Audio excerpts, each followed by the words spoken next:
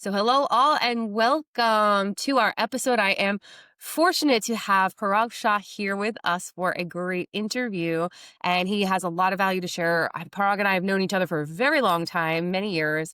He is in the industry he's been in. I've been involved in for many years as well. And just one of the things I just really respect about him is he is so relationship focused. He is a super connector. He is such a kind, warm soul, and he is an incredible professional. And so, welcome, Parag. Welcome to the show. Radia, thank you very much. And thank you for the kind words. Really appreciate it. And Course. it's been a great journey knowing you, right, for all this many Oh, years. And thank you. actually, I'll start off with a congratulations, Radia, with your journey on finding the solopreneurship route. And I wish you nothing but the best. Actually, we all in the industry are fortunate that you Yeah. are going to lead your passion and bring that out to some of us. And we are looking forward to great things from you. So thank you for having me. Oh, thank you so much, Parag. I appreciate that. So just a little bit of your background, where you're from, your background and the organizations that you've been with, because you've been with some pretty amazing organizations. So you Yeah. can. Right. Yeah. Thank you for asking that question. A little bit of a quick story. I migrated as a student. Mhm. So quintessentially, as they call it within our community, I'm one of the fresh off board guys, but I've been in the United States 26 years. I came to the States for education to finish my undergraduate degree, which I did at NJIT. And Amazing. then, as luck would have it, I didn't choose the career. I was a business graduate and the career chose me, right? So I found my way into grocery retail, not something that I planned for when I boarded that flight out of Mumbai, but got into grocery retail, had 21 and a half amazing years at Wakefront Food Corporation. And Wow. for those of who don't know, Wakefront is the largest grocery retailer cooperative in the country, but their number one market share in New Jersey, New York trade area, and they operate under the banners of ShopRite and PriceRite. And through that long 2 decade journey, I was very fortunate to come across great mentors, leaders, partners, suppliers, guides, I would call it, that helped me find success through my own journey. And I had 11 different roles through those years. And I really ended up becoming the vice president of grocery center store merchandising in the last role I had. So I had oversight of all pricing, promotion, assortment decisions. When you walk into your favorite ShopRite supermarket, it was me, right? I was responsible with a team that kind of led all that stuff. So if pricing was wrong, you could have very well blamed me. But now this is a few years ago, so it's okay. It's past tense. And from there on, I had a creative need to grow into digital as consumers were embracing digital as a way of life. And I found an opportunity at Giant Company out of Carlisle, Pennsylvania. Their Mm. CEO recruited me, Okay. and I was leading merchandising as well as digital transformation for them. I did that for a couple of years with some success and really enjoyed that journey of combining physical and digital together. And from there on, I always had this a bug, if you may. Someday I wanted to do something for my own self, by my own leadership. And I started a strategy and consulting business with a couple of my aligned partners, Shri and Manish from the industry. They were on the consumer goods side. I'd known them for years. And now I am a partner at Think Blue. And we help consumer goods companies, retailers, and tech companies with their goals of making consumer decision and experiences easier within the store, whether it is a physical environment or digital environment. So it's been a great professional journey. Along the way, I've been fortunate where I've been able to be part of institutions like Cornell, whose Mm. executive education arm has invited me to be a speaker for Wonderful. several of their events and talk about the role of changing industries and talking about what's happening and how can businesses and leaders kind of brace themselves for change and how do you really cope for what the consumer is looking for.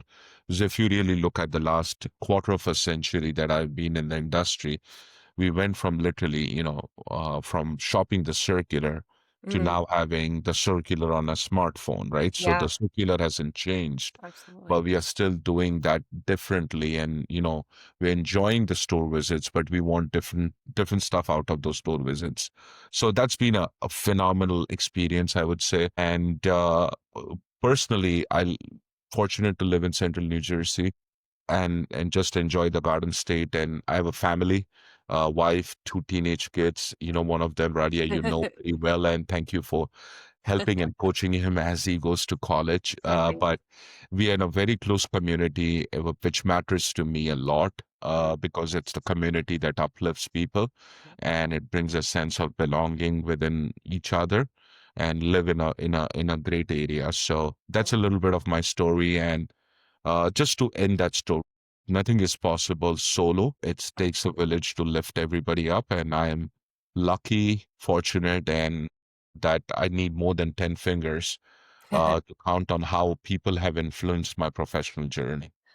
Yeah, that's actually a great segue because as you were talking, I was thinking about your thought process and mindset around continuous learning and growth and relationship buildings. For you, was relationship building natural for you? And were you also a continuous learner? Was that always natural? Yeah, Radia, I was fortunate when I entered the industry, and I didn't know much about, how grocery retail and supermarkets operate in United States. Yeah. So I had to learn all from scratch. But like I mentioned, I was fortunate to find some great leaders at Wakefern. One of them I'll call out Jimmy Sumis, Oh, who was one of the owners of ShopRite supermarkets, and he grabbed me early on in my journey. And remember, this guy is running like a 17-18 billion dollar enterprise, right? And he's working with companies like Procter and Gamble and Nestle and Unilever, like you name it. But he came to my office. This guy's worth multi hundreds of millions of dollars. Comes to my office, puts his coat down, and says, "Prague, you have become a new merchant. I'd been at Wakefern for a few years doing supply chain, but now this was my first foreign merchant." And he sat down, and the first advice he gave me is, always take care of the little guy. And I I said, love "Jimmy, what do you mean?" that. And Jimmy said, "Hey, you're going to deal with Nestle's and P&G's on your desk. And they're going to be great and they're going to be powerful. But the people who will be with you when you need the most is going to be the little guy. So Mm, always pour your heart into those relationship building." And he didn't do it just by preaching, he did it by action, because he would have a designated time every 15 days in his office on a Wednesday morning, where right. this little guys would go see him and share their stories and their opportunities and what they were selling, and he would always give them a chance. Oh, I love that. I'll reflect back. That has been one of the highlights of my career, Yeah. because whenever I took a personal interest in that little guy or a small upcoming company, that has benefited me multiple folds over the years. Maybe not at that moment, Yeah. but even, having to give me a recommendation on a personal level, right? Sure. Those CEOs have gone out and done so much for me that I can't even think that that's enough, right? It's the power of reciprocity, right? When That's so people true. start on that journey and you do one thing, it multiplies over a period of time, right? So Jimmy was great in helping me understand that and nurture that into me. And I have seen that play out over the years, that relationships matter and they are very, very important, no matter who you are, what role you are in, how powerful your position may be or not may be. At the end of the day, we are just mere humans, and humans will take care of other humans, right? Um, So, as much as you nurture those relationships, they do pay out dividends. And a few weeks ago, Radi, I wrote a heartfelt LinkedIn post around relationship, and I tagged a few of the retail personal leaders like you, Radia, right, who have influenced me in my journey, and I've seen the leadership play around. But it's all about relationship at the end of the day. I'm not saying it's the only thing, but yeah. relationships matter. They define when you have to make that choice, a binary choice. The people who have built a relationship always win out over the people who don't have it, right? So I've seen that firsthand. And I believe that is something we all as leaders have a responsibility I couldn't agree more. to pass that along to the younger generation, whether we are talking about Gen Zs or Gen Alphas, and how they are addicted on social media and Yeah. all that good stuff, right? There are going to be pros and cons to that. But it's a very important thing to instill the role of relationship and Yeah. pass that forward for the future generation to enjoy that. Leaders like you and me, Radia, quite frankly, were lucky and fortunate to be at the receiving end of the leaders who pass that along to us. I could not agree more. And like you said, I think when it's like the law of reciprocity, right? It's not expecting anything, but just helping people and just you maintain a relationship over time, right? I think the next generation we have really neat tools like LinkedIn, right, to stay in touch. I feel like that's how we stayed in touch all these years. You said the one thing that stood out that you said before was you kind of knew that you wanted to be an entrepreneur at some point. And when was that? Just thinking, do you remember when that was? I come from a business family back in India, right? My father, my uncles, they all were in business, and they were quite independent in what they did. So that was always cultured into me because we came from that background. So when I came here, choosing a profession was not only what something I wanted to do, but it was also a necessity, right? So Mm, it was always in the back of my mind, what if I could do this on my own? mm, And as you progress through life stages, right, you come here as a student, then become a professional, then you are starting to get settled in life, get married, have kids, and you move on. There's never a good time. There's always something happening in your life that kind of gives you the reasons on why it's not the right time to do that's so something true. independent, right? So it was, I wanted to do it, but there was always something that was happening that was probably more important at that point of time. So I would say that it's not necessarily that I forced myself into it or Mhm, I said, okay, this is the right time. It just happened. And when it happened, rather than fighting it, mm. I said, okay, let's go with it. What's the worst that could happen? Yeah, Right? That absolutely. let me try this, let me go down this road, let me learn, let me explore. And at the end of the day, if I need to find another job, I will find another job, right? But that was never a way to look at it, right? So Mm, I do believe in certain things aligning at points of time. yeah. And last year, it just happened that what's I'm going to do next and how I'm going to really progress my career. And it's time. It's time to do this. I'm going to go for it. I'm going to start talking to the people within my domain and my network of influence and see what this means. And, I said, okay, it's not going to be an easy journey, No. but there's going to be a lot of ups and downs, a lot of late nights and, no sleep and all that stuff because you're moving from an environment that you are cultured and comfortable with Yeah. to an environment that you wanted, but you are uncomfortable with it Oh my gosh. because you always are looking for what you had and comparing with that. Yes, yes. So I will break it down and make it very raw, right? We are all comfortable with getting a Friday or weekly or bi-weekly paycheck, right? We may not be happy with the amount of money we get, but we are still comfortable with it Right, right. because we have planned our life around it. You move into entrepreneurship, that's gone. Yeah. That's gone. The step one, you got to get comfortable with that, right? And believe in it that it's just a different way of the universe to deliver a package Oh to my you gosh. Oh my if gosh. you can deliver a different package that the universe wants of you. And that to me was not a choice. It was all about timing and it just happened. And I went for it, right? And my wife, who has been my greatest supporter Oh, I professionally, love like, that. she said, okay, this is time, right? Maybe you will not make the first step, but those steps are coming to you.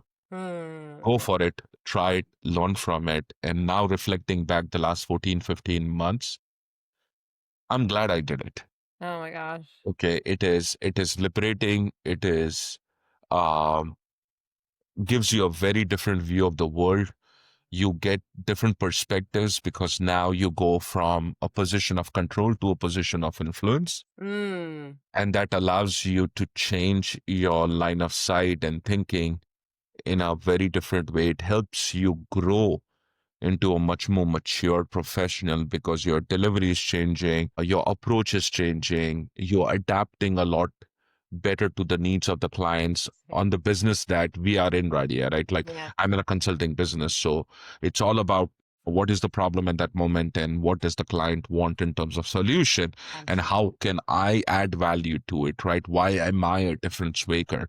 It's not only about the resume that I'm bringing and the subject matter knowledge that I Yeah. have, but it's also what is the X factor, Mm. why the client is going to choose you to work with, right? Yeah. And that X factor is very important because you have an ability to desynthesize and break down that problem and deliver the solution in a different way. The Mhm. client may or may not have thought about it before, or may not have done it in the way you delivered it, that Sure. kind of solve that problem, right? So that is very important. And finding that approach and being constantly able to rinse and repeat and refine Mm. is very, very important. I'm not saying that you're selling the same goods in a different package, Mm. but you're constantly refining, Sure. right? And upgrading and updating. And just take the world of automobiles, and we see Mhm. that happen, right? The car of 2025 to a car of 2026, right? There are few cosmetic changes, but that's Mhm. an upgrade that makes a customer say, okay, I'm getting the latest of the technology, Yeah. latest of the So very nice. comfort and convenience and the looks and the paint and the color and all that good stuff, right? Very important, right? So you continue to do that until every so often you take an inventory and you take a check of things. Okay, now it's time to upgrade the model, right? Okay, Yeah. that model doesn't work. This is the best I've gotten to. I've rinsed, repeated, refined to the best of the abilities. Mhm. And now it's time to really go and look at a model differently and look at the future. So some of the things that we at Think Blue are looking at right now is taking the commercial practice that we have and building artificial intelligence into Mm. it. Now, that's a big buzzword within the industry. Everybody's talking Sure about it. is. And there's a lot of noise and a lot of AI washing, I would say, that's happening.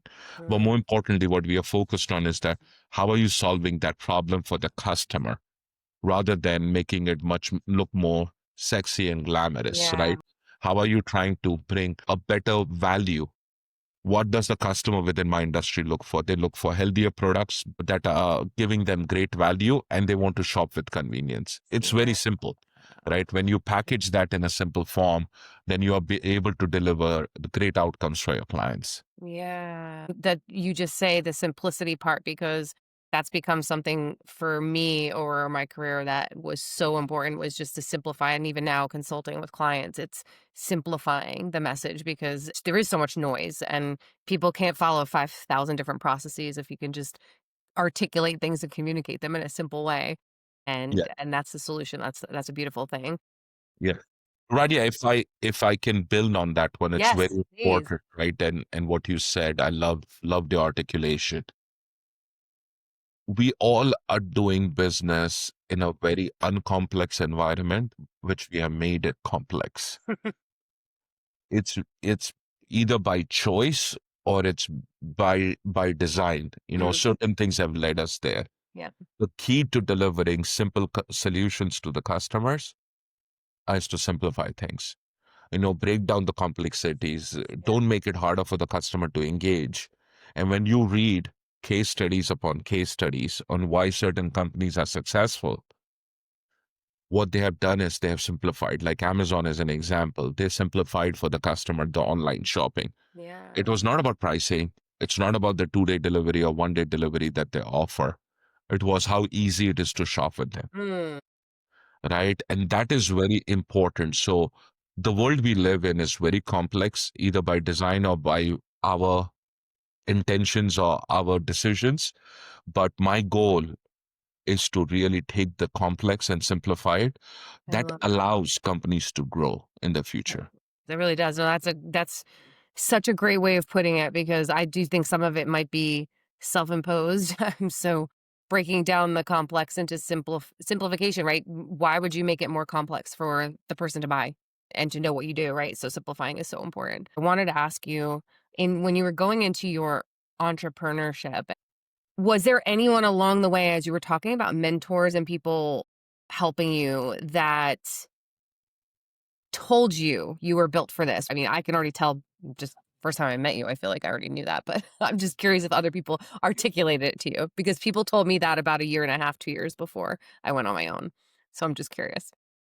It's no, no, right. That's a great question. And I'm reflecting on the question you Yeah. just asked. Yeah. And, in my roles, while I was working in corporate America, it was really like still we were managing a business within a big organization. Sure. Within those businesses, there were hundreds of smaller businesses, right? Whether it's a category or whether it is the physical store or the digital store, you had to operate that like a business as an entrepreneur.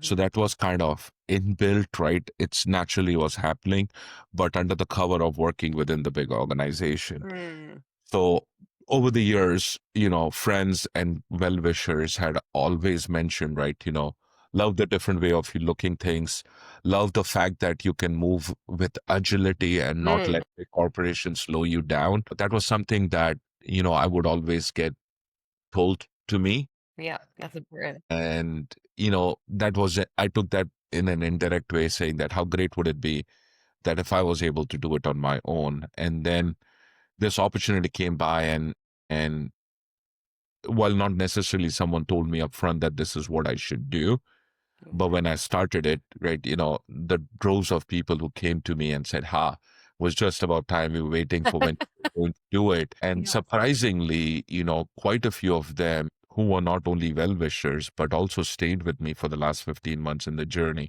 And some Amazing. of them are all like helping me right now and mentoring me right now Amazing. in coaching me. There are quite a few names. There's one person who, if he listens to it, will kind of stand out on this. But they have been so clear about their own journey and how they see the industry that I operate in, and the Okay, yeah. guidance that have been able to give me, rather than telling me what I should do, they have told me how I should think. In what way? Right? Hey, how will you challenge this? How will you solve for this? Who's your competitor within this class? What do they have that you don't have? And Sure. what do you have that they don't have? How are you going to package your capabilities and services? He has been the one who has encouraged me to write a lot and been the force behind some of the LinkedIn posts I have made, right? And I've talked about that a lot. Yeah. It's such a great glue to have because those are the people who will lift you up Hmm. when things are not going your way. And trust me, things are will not go your way, right, Radia? You and I are living similar lives right now. Yes. Yes. And in the uncertainty will stay with you. Yeah. But those mentors help you overcome those uncertainty Yeah. and believe back in you Yes. when you think it's all lost. Yes. Right, and they guide you, right? One of our common friends, Radia, right, Uday, and Yes. I'm bringing up because I'm comfortable, is a very good friend, and I'll have coffee with him once a month, and like it will be a quick 30-40 minute meeting, and he'll leave a couple of nuggets behind that, hey, I didn't think about it this way. Here my approach was different, but hey, he's giving me an idea, not giving me a solution, but he's giving me a spark so Yeah. that I can go do things differently, right? And that is so helpful because that's what you need as an entrepreneur. You don't need somebody to show you the Mm.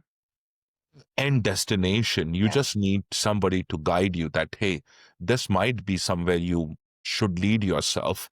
Yeah. Because at the end of the day, as entrepreneurs, it's up to us on how Correct. do we make it, right? Yes. Which roads we choose, with paths we choose, how do we nurture those paths and relationships and the people that come across? Who do we choose to work with? Who do we choose not to work with? Yeah. Those are Yeah. all choices that we are making at that point of time. And having coaches and guides and mentors is critical and very important. And what I've seen is most of the times they will come from outside the industry because they just Mm. bring a fresh perspective to things. That's wonderful. I know you and I actually did talk about this concept of just certainty in such an uncertain time, right? And I believe that too 100%. I think some people think I'm a little crazy, but they're like, "You're only 3 months into the business and you're so certain." I am so certain it is going to thrive. That came from years, I think, of coaches, really coaches, people supporting me and saying there was something there, and then, like, similar to you, saying that after, it was like, "It's about time." And so, I think that, like, if I could, oh my gosh, if I could recommend anyone, right, that's listening, gets coaching, gets guidance. I love that you said, just we don't need necessarily what to do, it's just the how to think. I love that. And those people will give you that belief. And I think that's what I was so grateful for, that I had people that believed in me, that I have this level of certainty. And I think that comes with coaching, that comes with mentors, that comes with all the people that you've had, which is amazing. Yeah. And Radia, like the world is so full of people who want to give back. It's just you have to reach out. You just have, extend your hand. Don't be afraid of asking. But at the same time, don't be the one who's taking. Yes. You also have to give it back, Yes. right? And I do believe strongly in that, and that plays both ways, right? I talked about the universe makes things happen, right? But the universe is making things happen because of some things you did. Yeah. That karma, I'm a firm believer of karma on why things happen in Same. a certain way, right? Same. And you just have to cross that path. You have to believe in it, and you have to make sure that it's a flywheel, Yeah. right? When you take, you got to give. When you give, you got to find a way to take, right? Yes. And continue to self nurture yourself, to nurture the community and continue to build that in the future. Yeah.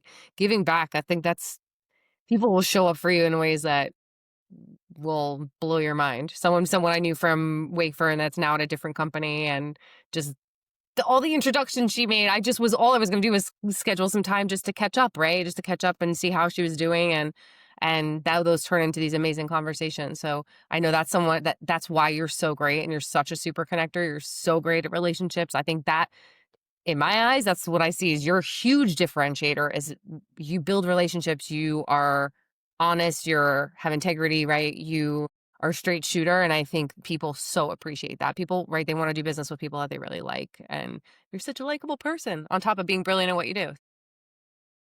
Yeah, once again, Radia, you're bestowing a lot more than what I deserve. I know you do. Trust me. It's just a reflection of the community we operate in and the great leaders who have touched and influenced, right? Yeah. Yeah. Because if I was to become a fraction of Jimmy Sumis, Yeah. I would be very happy of the legacy I would leave behind in that That's so case. cool. That's so cool. So question, when we were talking about the way that you do business too, it came up briefly, but just values that are important to you and that have been important to you. Because I think that as an entrepreneur, as just in the space that you're in, I think it's important that other people, right, can see what the values that are important. Those are your ideal clients that also have those values. What are some that are important to you? You know, of course, all the basics, Radia, that go without saying, right? It has to be an ethical business. It has Mhm. to be doing business in a fair, rule-based environment. Yeah. We don't want to be, associated with anyone who is making a quick buck, but may not be living by all the rules. So that's a given. But for me, on top of the values, right, there are a couple things that are very important. Alignment, Hmm. kind of touch based in this conversation a few Yeah. minutes ago. But to me, aligned partners are critical because that makes things smoother, Mm. enjoyable, not comfortable, but it makes success come because then you are striving for the same goal, Yeah. right? Because now you're not delivering your services Mm. that benefit you, but you're delivering your services that will benefit the client, achieve the Yes. greater goal that they have, right? And Yeah. to me, as a consultant in my journey, my greatest achievement is not when I get paid for my services. My greatest achievement is reflecting when my contribution helped the client achieve those targets and goals that they had. Love that. Right? To me, that is a very big thing. And that's why alignment in a value ecosystem is so very important. And the second thing is all about clean engagement, right? And what I mean is there has to be a spark behind it on why you are engaged Mhm. and why you're contracted to do certain things. So that way you don't force feel that you're doing something because you're checking the box, Mm. or your boss told you to do this, or you felt that was part of my journey to get promoted, Mm. or if I did this, then my organization will view positively upon. I think those are very, very important levers when someone's doing things genuinely to really make their workplace better, to grow leaders, to influence what they want to achieve. And they have recognized that they need a partner who can help them. And that partner may not be internal, they may be external. And when they engage like you and I, right, in our Yeah. capacities, but when that clean energy plays a role, that's where you are really able to achieve those big, big goals, right? And build upon it from there on. And Radia, like there's something you said earlier I want the listeners to reflect upon is there was a previous ex-HR leader at a company that worked with you. Now she's your biggest ambassador and cheerleader because she's at a different company and she's become the connector for you and helping you in your journey. I want Yeah. listeners to take that and really pay attention to what that means, right? At that Yeah. moment, Radia, right, she may not have been important to you. She Mhm. may be just one of the many people at that organization, but there's something you did to touch her, Mm. influence her in a different capacity, that now she's coming with an aligned focus, but with clean energy, that she believes in you and she's willing to put her name behind you Mm. to the success of the people that she's going to recommend you to. That is very powerful, right? Because that's word of mouth. Yeah. That's word of belief. That's the biggest endorsement entrepreneurs like you and I could get, right? Someone really putting their neck out and say, "Hey, I believe in Radia, I believe in Mm. Parag, I believe in so and so," and they can offer something that can benefit you, right? There is a huge power around it, and I believe that is because of clean energy, I right? love it. And that's why I focus so much on alignment. Why do I want to work with so and so people, right? It's very Yeah. important. Just the term clean energy and the way that we're working with people because that 100%, right? People want to or just having a value of integrity. I know integrity for me, that's huge, right? It's like who you are outside of work as you are inside of work. It's the same person. It's that's what people remember, and going back to your point, I think that's the type of person you are, and I think other leaders really need to think about is, as I was reflecting the last few months, is realizing that people would need something from me, and I knew it wasn't gonna benefit me cost-wise. It was, someone I knew was out of a job, would call me and just need some help. And I pick up the phone, right? I wasn't always what's in it for me. It was just how can I help? And I think that's what people want to help you as well because you helped them and didn't ask for anything in return. So I think that's what I think people can sense that from you like immediately. So that is part of the relationship being so strong and why people want to be you're not pushy, right? It's like let's have a conversation and see if we're aligned, see if our values makes it aligned. Maybe I can't help you, but maybe I can introduce you to somebody that can, right? If it's not me. So I talk a lot with leaders about stress and burnout, right? It's just it happens to all of us. And so how have you or how have you prevented it in the past or what would be some strategies that you'd recommend, especially as an entrepreneur, just as a leader, right? All the conferences you're going to, you're traveling a lot. How would you recommend doing that? Yeah, so a great question and a very personal one, right? And I would say let's acknowledge, have I been burnt out? 100% yes, right? And over here, I'm not going to say that I burnt out because I was a victim, because my boss or my company made me Mhm. do XYZ work, right? It's all a choice, right? We all make Sure. choices over a period of time, whereas at that Yeah. moment in time that feels that is the right thing to do. And you end up taking more than what you can really physically and mentally handle, and that causes burnout. Mhm. So was I Mm. burnt out in corporate environment? 100% yes. Of the organization, and maybe not, right? But all those decisions were up to me, right?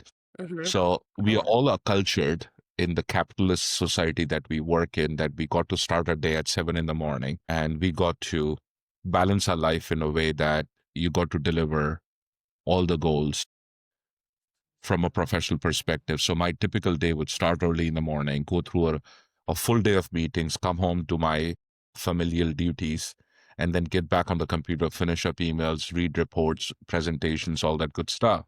I wouldn't go to bed till 1 and 2 in the morning, right? When I was in my 30s, that was easy. It's okay, right? The power of the universe helps you really get through it, and you feel that you're a superman or superwoman at that point of time and you can handle it. I think my learning over the years is Yeah. being actually number one, acknowledging, accepting your own decisions as the reasons for where you are, Mm. not really Mm. blaming the universe, right? And a lot of times, a lot of good things happen, but also we tend to really kind of talk about the things that are not good that have happened, because that, just from a human tendency perspective, that's easy to do. And that brings excitement, Sure. gossip, whatever you want to call it, right? So number one, that's Yeah. that's the biggest thing. The way to handle burnout, right? And I'm traveling a lot in my new role as an entrepreneur, and it's challenging, but number one, learning to say no Yeah. is very important. Setting up the right boundaries with clients and partners, and the community that you work in is very important, which means you're making choices. You can't say yes to Mm. everybody. There are not enough hours in the day to be able to do that. Yeah. But reflecting upon, right, whenever you're saying no, don't say it no harshly because you're too busy. Say it Mm. in a no that, hey, that it may not be the right time or right angle. And you, Radia, you said something, right? We may not be able to help that particular individual at that particular time. Maybe it's just the problem or the time, right? But you end up referring them to someone who can be that problem solver for them, right? I've been using that a lot, right? In terms of, hey, I can't help you, but I know somebody who can be a potential problem solver, and I'll connect the two people together and they can take it from there on. I love And it. third, more important is really setting those boundaries, right? When do you start your work? When do you finish your work? And what are the principles of the work-life balance? Not in a balance in a way that we as corporate America have learned to talk Mm. about, right? There's a reason why, if you look at civilization, there's a reason why people work from dawn to dusk. Because universe wanted you to work during when the sun was out and relax when the sun was gone, right? Yeah. So Yeah. if you really follow that principles, invest back into your body, into your mind, into your spirituality, into your emotion well-being, and stay grounded, embrace the nature, spend time outdoors, and along with that also use socialization, because we all creatures of the community, right? Mm. Being in the community, spending time in the community, right? Knowing what's happening around you, not, mm, get into gossip about politics or religion or things like that, but just, right, align yourself with people that uplift you, give Yeah. you that time to be yourself, but at the same time, be happy, be no judgment zone, right? Okay, I'm not going to judge you for where you live, what you have, what you do, what car you drive, and all that stuff. Just, I Yeah. like to be with you, and I'm just going to spend some good quality time and just shoot the breeze for whatever it's worth, right?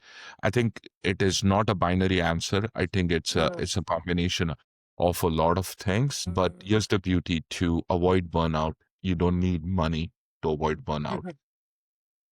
Okay, God has given us all the opportunities ahead of us to be able to incorporate into our lifestyle to avoid those burnouts, right? It's Yeah. just that you have to overcome your own internal biases and set your own boundaries. And I love what you say because it's the message is personal accountability, right? It's not blaming your company, it's not blaming everyone else. It's a boundary, right? If you're saying yes to 3 hours of Netflix at night, but you haven't made it to do yoga or you haven't had time to meditate, it's a choice that you made, right? It's not we all have the same amount of hours in a day. It's what we prioritize. I know for me, I feel like was very good at creating the work-life integration because there's probably never any balance, but I'm struggling even now, right? Trying to turn it off because an entrepreneur working in the business all the time, and so working on the weekends until I decided, okay, I need to like cut it off at a certain time, just like I did before, because it becomes overwhelming. So I think it's just navigating through that. But boundaries is huge. I'm starting to have to say no to a lot of people. And one person, like in particular, just the other day, I had to say no, but I feel like I never want to close a door in someone's face. But it's just the reality is I can't have coffee with every single person. I can't have dinner with every single person and catch up. So how do you handle that with keeping the door open if it's you that they want to talk to? Yeah, it's a delicate balance, right? And being honest about it. Right? Hey, I have a lot on my plate right now. Mhm. And, maybe not now, but maybe 4 weeks from now, 6 weeks from now, or 2 months from now. And if Radia, if they honestly wanted to talk to you, they will absolutely understand Yeah, and they'll wait for that right moment, right? They will not push it, yeah. right? Because if they push it, that means there's an ulterior agenda. I think sometimes that's it too. Exactly. So to me, right, it is, hey, if it is meant to be, it's meant to be, right? Yeah, And like I said, universe sends us signs and figures out a way to find you to be where you need to be at the right time. It's our job at that point of time to yeah. pick that up and I make the most of it. love that. It's and it goes back to the simplification of things, right? And so you did a really wonderful job of just simplifying that for people. I think it's something people struggle with. What I want to ask you a little bit about legacy that you want to leave and who you are, but anything else around what you're doing that you're just really excited about? What I would love for the audience to know is, don't need to make big swings to be successful, Mm, right? I will use the baseball analogy. yeah. You don't need to hit a triple home run grand slam all the time. Those singles and doubles and the art of collection and gathering really adds up over a period of time. So be patient, don't chase the goal every single time. Mm, Have a mission, have a target, have a North Star clearly in your mind, but you don't need to swing at everything. And this is where I love listening to graduation speeches, convocation speeches from great leaders. And I was listening to one from Roger Federer from last year, mhm. and who is the most decorated tennis player of all times, right? He has Wow. won more matches than anybody. And through his speech, he asked the question to the audience of all the students graduating, how many points did I win of all the matches I have been victorious, right? And he's like, he has a success rate of north of 85%, I believe, which is unreal for tennis player for the amount of games they play, matches they play. And the number of points he won was 54% only, which is mediocre, right? So you're taking a decorated player Mm, all times who has just won a little over half the points. What does that tell you, right? It teaches a lot of lessons that you don't necessarily win for every point. yeah. But when you show up consistently and you do one better than the previous time Yeah, and have that discipline, you absolutely. have an opportunity to become big and successful. I love And it. that big and successful can be defined the way you want it, not how the industry or the organization or community defines it, right? But the message over here is very simple, right? You Mm, don't need to take big swings to be successful. You can do that singles and doubles and get there. I love It's law of compounding. absolutely. The compound effect. Yeah, and so difficult for high achievers to do, but to realize over time, right? It's the consistency, it's showing up every single day, right? Can go to the Yes. gym. I don't build that in one day. It's got to take time. Losing weight, all those things, right? All the things in life, they take time. Becoming spiritual, growing a business, it doesn't happen overnight. You, what would be that legacy that you'd want to leave if people are saying, "Hey, this is how it was working with Prague," and your family is saying things like, what would that legacy be? Uh, You've the already created a great one, so. Yeah, yeah. The one thing I want to keep it is simple, right? Mhm, Not be flashy, not be decorated, but just mhm. say, hey, he was a good human being, no matter Yeah. who I was or what I had and where I was in my journey. And he was there for me when I needed him, if I could play a role. And through our conversation, what I have kind of, learned over the years is that I have been successful not because I put in the hard work or the luck played on my side. Yes, all that is true. But it was so many more people who helped me be successful, whether Mm, they were my bosses or whether they were my business partners. sure. But more importantly, the unsung people that come with it, right? Your mentors, your guides, your advisors, more importantly, your family, right? Mm, Who's mhm. there to support you day in and day out and, be there for you through all your ups and downs. And I think that is very important. And what I would like to do is, let our industry, our community understand that never to unembrace the community and the power of what doesn't cost anything. Relationships don't cost you money. Relationships don't cost you time. Mentorship doesn't cost you time and money, Mhm. right? Just build on what's free Yeah. and make the most out of it. Let's take advantage of osmosis and Mm. symbiotic relationships to grow. This happens in nature all the time. Let's learn from nature. Let's learn from what plants do, what animals do, what happens in the wild, and really keep on incorporate that into us. So my legacy would be if I left the industry or the community that I touched in a better place with my Mm. own touch, then what I got would be something that would make me feel happy. You also say something really interesting about the legacy you'd leave for your family too, and I think that's a real important thing for people listening to think about that, right? It's so many times we put this importance on success in your leadership. I mean, what do you want your kids to say? They were a kind person, they were helpful, right? They gave back to the community, and I think that's what you really do so well. And it's funny today.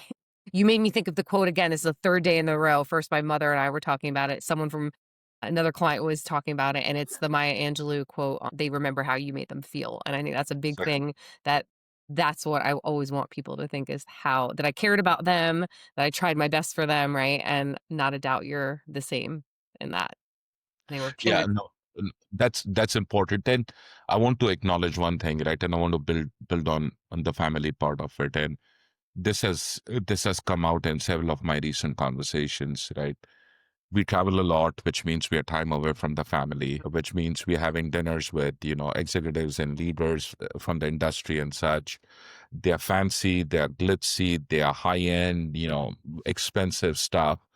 And for a moment of time, you get caught and warped into those things and you think it's important. But someone said to me a few weeks ago, here's what happens in professional life, right? When you are working and you're thinking about legacy when you leave, people who you worked with, they'll remember you for a certain amount of time, whether it is, days or weeks, or maybe even in some cases, hours, and they Yeah, might make a passing reference.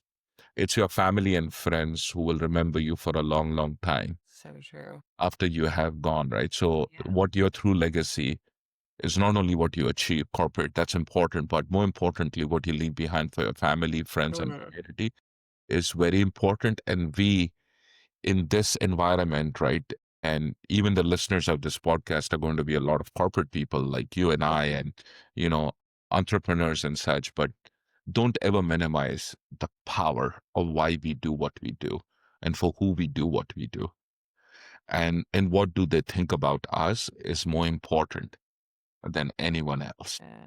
yeah, it's like taking the time to reflect, right? I think a lot of Yes. times we're just go, go, go. I know even for myself, family is always important, friends, but I definitely put work first and not until the last, especially the last year or two. I mean, every weekend I can spend with my parents, I'm having dinner with them, I'm painting with my mom, this opportunity to go away with my niece and nephews. I'm like, once in a lifetime to go overseas with them. I'm going. Like, I don't care what work is there. I'm saying no. And Radia, that's very important. And what I would like the listeners to really hear is a real life example that happened. I was on vacation last week and I informed my clients Hmm. that I'm going to be gone. And I purposely turned off my cell phone for a week. Amazing. Guess what happened this morning? The all clients are still there. It's so true. Right. No, so I'm an entrepreneur, 14 months, thinking that, oh my God, if I'm not engaged, there's no one else who's going to work for the client, right? But when you communicate properly, effectively, get your job done, you can take your time off, right? So that's a very, very important to make time for people who are important for you. And the world, as they quintessentially say, the world will not end if you're Literally. gone, So my learning is that when I was in corporate, I wish I had switched my phone off a lot more frequently. Don't work in the ER, so Exactly. nobody's gonna pass. We're Yeah. not there. And I think you're right, you're half present, right? If you're on your phone and you're checking, no matter when you're checking, you're just not fully present. I always gave myself a rule of I took my little laptop with me, but I would pay for Wi-Fi on the way into the trip, on the way out, and just work in and work out. But then when I was there, nothing. But you're right. I mean, a week, even 2 weeks. Yeah, exactly. Yeah. You just have to, in all fairness, you got to define it for the people you work with and set the right expectations, right? 1,000%. And it happens, right? Yeah. Yeah, the communication piece is definitely key. I used to do where I'd put not in my signature, I'd put it in red, in bold, that I'd be out like a couple weeks before just to Let mentally prepare people, and then I would communicate it as well. So, as we're wrapping up, anything else to share with the audience before I just ask what advice you would give to a leader that might be struggling in their role? well, uh, I can reflect on my experience, right? I would say number one, it's not always a catastrophe, right? And learn to distinguish when it is versus Mm, when it isn't. yeah. Yeah. That's critical. Number two, agility and adaptability, very Mm, critical for success. Don't become a dinosaur. yeah. Continuously learn. And learning is not only in the form of, I need to educate more about the work I do and be a better subject matter expert.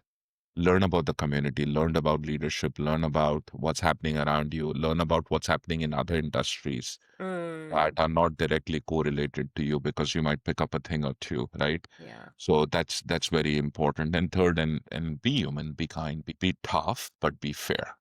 I love Okay. that. Don't let the power of a title get into Mm, your head. One of my bosses would tell me stories. He was a great storyteller.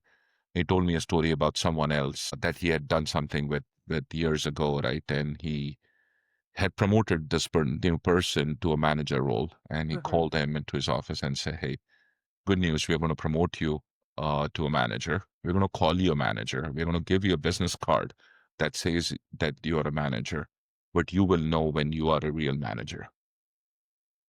And to me, that was a very profound story because as we grow within our roles, sometimes the title and the power that comes with the title gets cloudy until sure. we truly recognize what that role is and Sure. how do you make the most of that role the way you are as a human being. There are lots of different managers, right? If you look at, you go to any quick service restaurant as an example, and there could be a one manager that makes you feel extra special, and Yeah. another restaurant's manager would make you feel equally opposite. Mhm.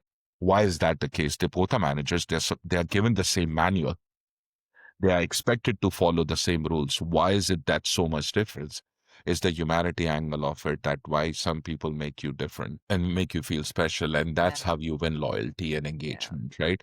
I Yeah. think to us in the rush of things, we forget the need to be a human and Mhm. always be conscious about that. Would be Yeah. some of my quick three highlights I would like to leave back. But, like, servant leadership, right, is what are you gonna provide? How are you gonna help? How are you gonna serve versus managing? Going back to actually what you said too about aligning and adapting and not everything is an emergency. Those 3 things all tie in so beautifully because when we don't adapt, we're not flexible, and we are putting out fires and thinking everything's a fire drill, we're not leading from a good place, right? We're just managing people like they're robots, Exactly. and Exactly. that can be micromanaging, not empowering, and people feel that. So that's a very big point to bring up, Rob. Thank you for that. But so what is on the radar for you and Think Blue in the next 6 months to a year as we close out? What should we be looking out for? Yeah, I would say can't say a lot, but the role of technology and Yeah, how it can help retailers and brands deliver better consumer experience around value and convenience love it. is something we are very excited about. I love it. And we are working with several partners to make that happen. And Wonderful. I think next year is going to be a very big year for us. We are very Yes. excited about it, and we are really looking forward to how we can really make retail enjoyable.